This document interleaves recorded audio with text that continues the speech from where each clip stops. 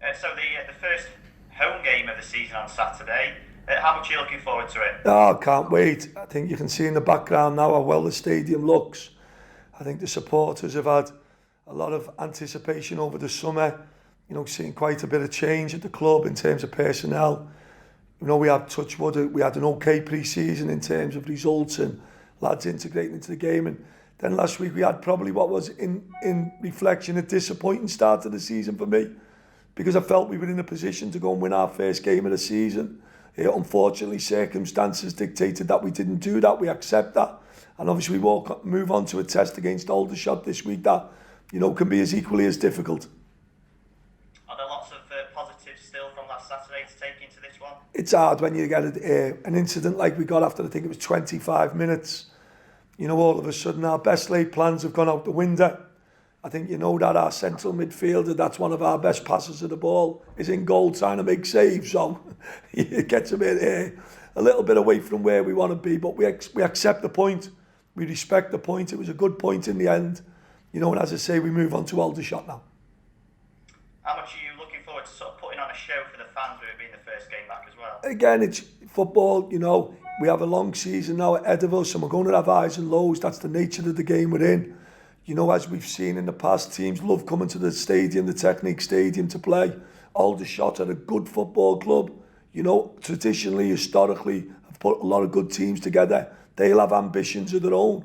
And it'll be a tough test for us on Saturday. So we've just got to make sure that our habits and our patterns of play are what we want and we get in the correct areas where hopefully we can hurt Aldershot. How's the health of the squad looking for the weekend? Yeah, we got one or two injuries around it, but that's the same as every other club. Obviously, the suspensions from last week has certainly looked like, certainly with Brandon's, we've been trying to make some kind of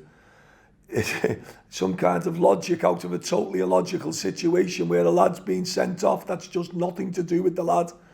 Whether we can get that overturned or not probably remains to be seen. There's different sort of conversations going on, but you can't have referees making mistakes like that and it costing the club. That's not correct. That can't be correct, and it's something that we're still sort of knocking on the door about. Are you hopeful that it might get overturned? No. But you know what I'd like more than anything? Maybe an apology from the referee. That'd be nice. Have you had any feedback? No. Yeah, I've had feedback. And the feedback was probably what I'd expected it to be, that it was a completely wrong decision. And that it should have possibly been, if anyone, Lawrence Maguire, maybe that should have been booked, if anyone. But certainly not Brandon Horton in any shape or form. So it is what it is and we move on. And in terms of Lucas's red card, any complaints there? No. Have you spoken to him since Saturday? I don't want to discuss the Lucas situation, guys. I don't feel the need to. Are you with me? You all want, and people will want me to say stuff that I don't need to say. I like dealing with everything in the house, whether it's good or bad. And I'm sure as our supporters will imagine, that's being dealt with. No problem. Great to hear that Danny Rowe has been training recently again. How's he been getting on? Listen, you've got to feel so sorry for Danny for what he's been through. It's really tough on any football. Football injuries are probably acceptable. But to have a situation that Danny's had is really tough, both physically and mentally for a player. Danny's coming back now. He's integrating into training. We must have a plan for Danny because obviously he's 6 weeks behind the rest of the players, which we all understand that. And obviously getting Danny up to speed as quickly as we can, whatever way that looks, is so important for us. Because a fit Danny Rowe is obviously a massive asset for any club in our division, that's for sure. So is it probably fair to say we shouldn't be expecting to see him anytime soon? No, we won't. Listen, he's been back in for nothing. And, as you can imagine, Danny's fitness is through no fault of Danny's at all. He's nowhere near where it should be. So we've got a period of time now, whether that's here or whether we look at getting Danny out on loan possibly to play some games, which is something that we might do. Because one of the problems we don't have a reserve team, as you know, lads. So some of our lads can go periods of time without playing. Certainly with Danny, we need to get Danny some minutes on a football pitch as quickly as we can. And that's something that we're all looking at the minute. I take it Ollie Banks doesn't want to play in goal again this Saturday. So how's the search for a goalkeeper coming along? I take it I don't want Ollie Banks to play in goal, lads. Forget what Ollie Banks thinks, that's for sure. I think the search is looking like, I think we've concluded the search. I'm sure the club will be making an announcement today on that matter. And I think as all our supporters can understand, to get a keeper to come in and possibly be just cover for 3 games is nearly impossible.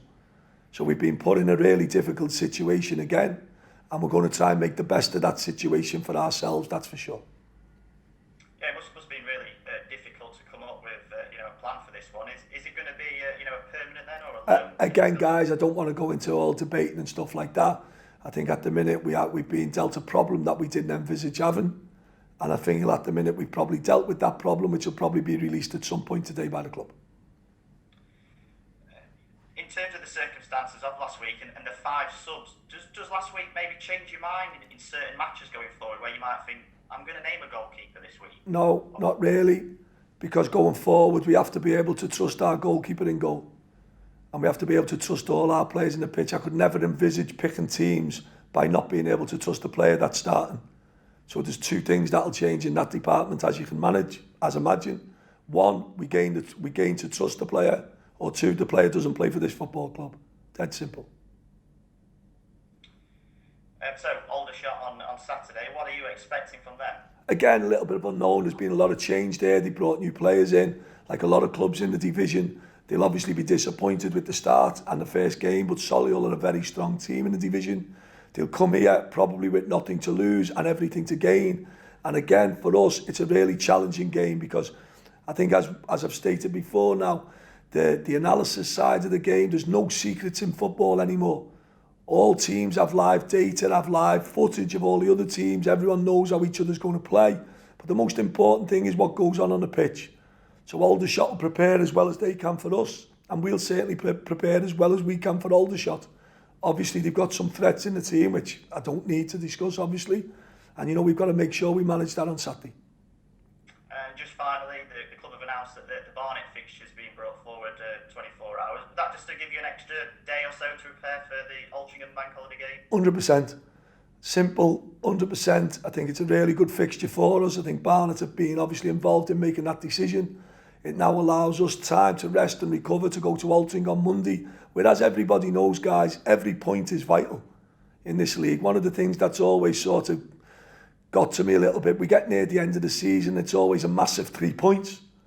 Yet we don't talk about massive 3 points in September, October and November. Every point is golden in these divisions, and especially if you want to be successful. So the preparation for all our games is something we look deeply into. There's a lot of travelling. We've got one difficult fixture out the way last week at Dorking, and I've got to say I'm not overly pleased with the standard of the pitches on the AstroTurfs. I didn't really think it was a good surface to play on, but that's what we've been dealt, and we have to get on with that. So we only have 2 more AstroTurfs to play on, or 3Gs or 4Gs or whatever you want to call them now. So match preparation is huge, and that extra day for the Altrincham game is vital. Well, thanks for your time, Paul, and good luck on Saturday. Thank you very much. Good speaking to you. Morning, Paul. Good morning.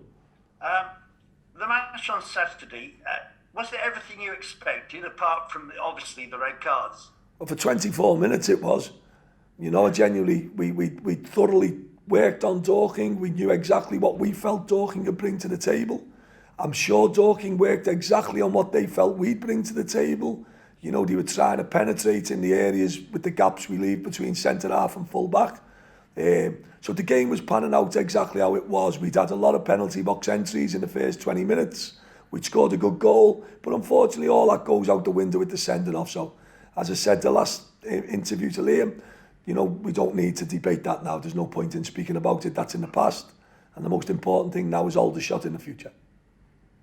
They admitted that they targeted Lucas. Is provocation something that you talk about with players, or perhaps have some help in coping with that sort of thing? Again, I can't speak about what other teams do. I've never... I was just saying about the provocation angle. Do you do anything with the players? Again, with all due respect to us all, if we're all provoked into something, we'll all probably react in a different way, won't we?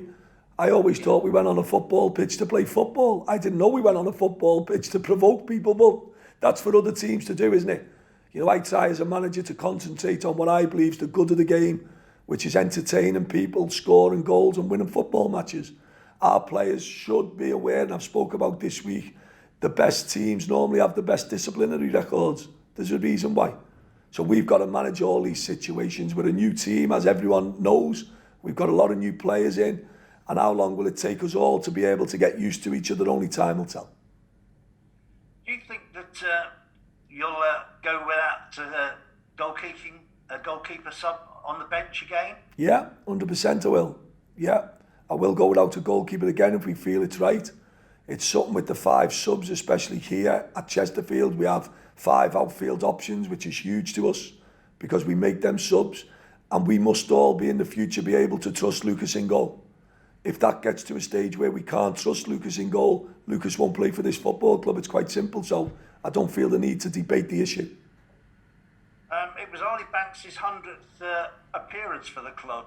Do you think he will have memories of this particular and very memorable match for him? I'll have memories of him coming for that cross when he should be staying on his line. That's what I'll have memories of. If he hasn't noticed, we've got 3 centre-halves in front of him who head the ball out. No, but the greatest respect, Ollie done a smashing job for us last Saturday. It was needs must, you know, so Ollie will remember his 100th game. I think it's a nice moment for him. I'm sure he's very proud of playing 100 games for our football club. You know, as you can see from yourselves, the sun's shining behind us, the pitch is immaculate. The supporters are all eagerly looking forward to Saturday's game, and so are we. So we've got Aldershot next. They lost to Solihull Moors on Saturday. What are you expecting from them? Not an easy ride, I should know. No, all games are tough, aren't they? You know, there's no such thing in any division as an easy game. We've seen that. You know, the tests we had last year here at home, where a lot of our victories were by an odd goal. You know, we've seen the likes of teams scoring 4 at Wrexham and only being beaten in stoppage time 5-4. So the games will be tough. What we've got to do, we've got to get into our stride as a team as quickly as we can. The disappointing thing for me about last Saturday, we built up really good rhythm and momentum, and we had that knocked away by a decision or by an incident. We've got to make sure that them incidents and moments don't knock us out of our stride. We got 2 tough matches after that. We've got Wrexham on Tuesday and Notts County. Do you think that's probably a point where you might be able to assess how well the team's working together? Again, it's difficult, isn't it? Because we're now going to bring a goalkeeper in for 3 games who hasn't worked with the players. So for the 3 toughest games. So to be able to assess where the teams are after them games, you're going to have to be a better man than me or more intelligent. What I do know is them games will take care of themselves, that's for sure. What we've got to concentrate is on Aldershot Saturday and hopefully getting 3 points. Besides the goalkeeper, are we expecting any other new faces to appear? All clubs are always active. We're active. You know, one of the things we've got at the minute, the squad is building up a little bit heavier than we want it to be. We'd have expected 1 or 2 lads to possibly leave or possibly go out on loan. You know, and these are the things that we're working on. I do feel the squad is 1 or 2 players short in certain positions of where we need to strengthen. But obviously, like all managers, we have to work to budgets like everybody else. And sometimes we've got to adhere to that. So I'll never say no. But as a club, we are actively working at both ends of the market.